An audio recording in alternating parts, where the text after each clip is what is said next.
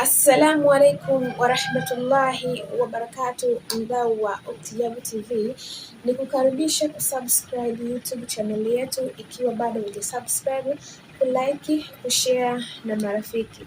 Kwa majina nafahamika kama Mwajabu Maulidi ama Uktijabu. Karibu sana.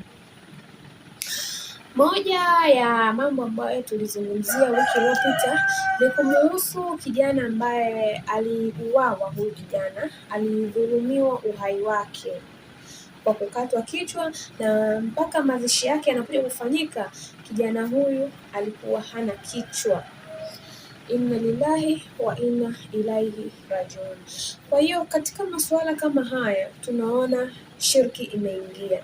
Na shirki imeingia kivipi? Kwa sababu serikali au jeshi la Tanzania badala ya kufanya uchunguzi wake, kichwa kilikuja kupatikana kwa kijana mmoja, huyo kwa jina kidogo limenitoka, lakini inavyosemekana kwamba kijana huyu alikuwa ni mganga wa kienyeji.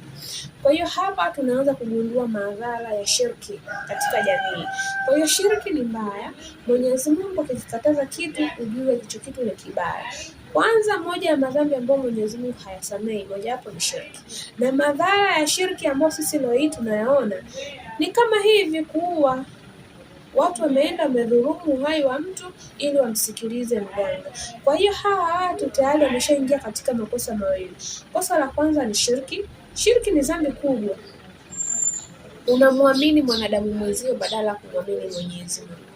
Kwa hiyo huyu huenda alienda kwa mganga akapewa masharti kwamba bwana, wewe ili ufanikiwe labda ulete kichwa cha mwanadamu mwenzio. Kwa hiyo kaenda kudhulumu uhai wa mwanadamu mwenzie ili yeye akafanikiwe. Kwa hiyo mambo ni kama hayo, ndio madhara ya shirki katika jamii, yanapelekea mpaka watu kudhulumiana uhai.